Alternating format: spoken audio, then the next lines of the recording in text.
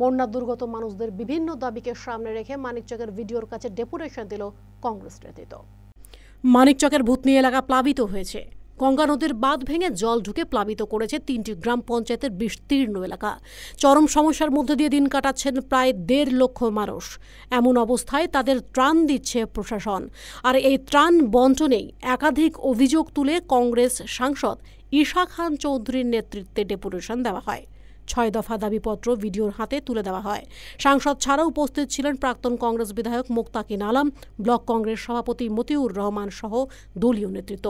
ঈশা খান চৌধুরী জানান, মানুষ যখন সমস্যার মধ্যে রয়েছে, কেন তাদের রাজনৈতিক রং বিবেচনা করে ত্রাণ বন্টন করা হবে? সেচ দপ্তরের গাফিলতির কারণেই আজ এমন দুর্যোগের সম্মুখীন হয়েছে সকলে।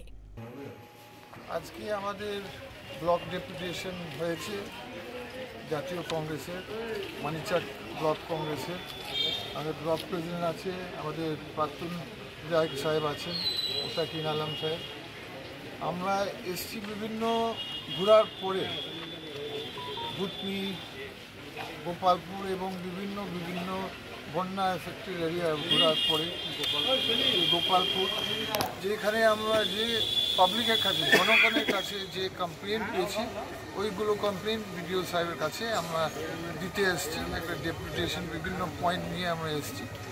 একটা পয়েন্ট হচ্ছে যে দিবার সময়, ত্রাণ দিবার সময়, পলিথিন দিবার সময় স্পেশালি আমরা দেখছি গ্রাসরুট লেভেল একটা হয়তো রাজনীতি হচ্ছে, রাজনীতির রং লেগে যাচ্ছে।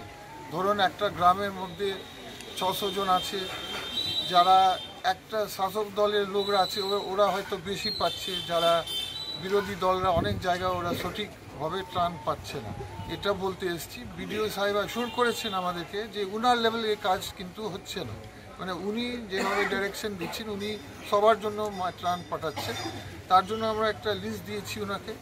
তাছাড়া আমরা বলেছি, আমরা প্রস্তাব দিয়েছি যে আপনি একটা কাজ করেন, আপনি ওখানকার যে বিরোধী মানে মেম্বার আছে ওদেরও সই নিলেন, তাহলে জিনিসটা মিটে যাবে।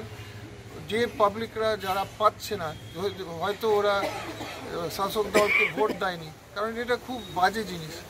এটা তো একটা মানে একটা সরকারের কাজ, একটা প্রধানের কাজ হচ্ছে সেবা করে, মানুষের সেবা করে। এত খারাপ সময়, একটা বন্যার সময় হচ্ছে সেবা করা। সেবা যদি না পৌঁছে সঠিক লোকদের কাছে, তাহলে কে দেখবে? তার জন্য আমরা এখানে ভিডিওতে এটা বলতে এসেছেন। উনি বলেন ঠিক আছে, আমি তদন্ত করছি এইগুলো কথা। আর আমি বললাম আপনি সই নিলেন বিরোধী দলদের মেম্বারদের। মালদা টুডে।